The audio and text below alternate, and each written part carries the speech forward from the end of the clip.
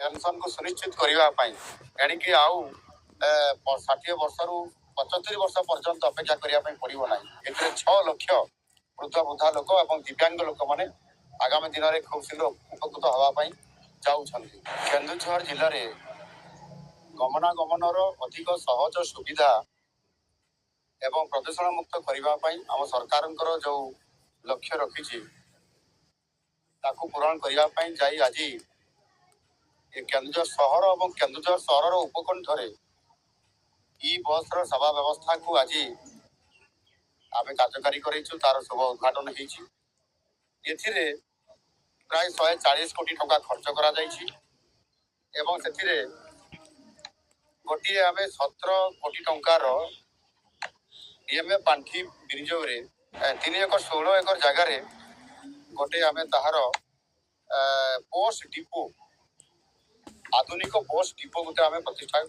कर 17 कोटी टंकार एवं ये प्रकल्प सबू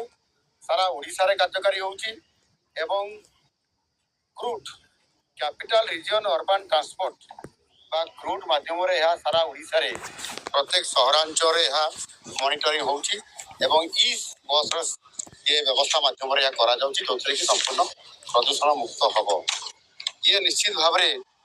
एथिरे यात्री माने सुविधा रे केमति जाई परिबे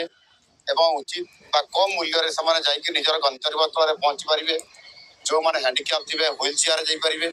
जो माने वृद्ध बा वृद्धा थिबे समाने भी व्हील चेयर हमने समस्ते व्यवस्था करि परिबे और सुरक्षित रे समाने से व्यवस्था रे जाई परिबे। आज मध्य केन्दुझर जिला को समृद्ध करबा पई जो संकल्प नै करी आम सरकार काम करूछंती सेतिर आमे प्राथमिकता देइछु केन्दुझर जिला को। आज 1047 कोटी टंकार जिलार विभिन्न प्रकल्प शिलान्यास एवं तार उद्घाटन भित्ति प्रस्तर एवं उद्घाटन करा जायछि एवं एथिरे प्रमुख गमनागमन शिक्षा व्यवस्था एवं कृषि जलसेचन व्यवस्था ता सहित मध्य आमर विभिन्न जगार आपंकर क्लब घर विभिन्न प्रकार संघ घर ये समस्त कम्युनिटी सेंटर एगुड़िक आमर प्राधान्य आम से तेणु यह करने द्वारा आम मु अतीत अनेक बार केन्दुझर जिला को आसी प्रायतः 41 थर मोर केन्दुझर ये गस्त ता भितर विकासमूलक काम केवल किभली भाव केन्दुझर त्वरान्वित करा मौलिक बेसिक नीड्स गुड़िक प्रोब्लेम गुड़िक सल्व हो पार से आम बहुत बड़ फोकस दौर ता सहित आम शिल्प को बहुत गुरुत्व दौचु से पाटना मेगा स्टील प्लांट प्रकल्प को आगक नापी जाए बर्तमान प्रोसेस रे अच्छी 7 ग्राम ग्राम सभा सफलतार सहित संपन्न हो बाकी 5टी ग्राम है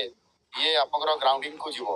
एवं तापर से प्रकल्प आगे 35,000 कोटी टंकार प्रकल्प सुनिश्चित हाँपाई जाऊँ सहित आहरी अनेक श्याम स्टील एवं एवं Japan company JP steel corporation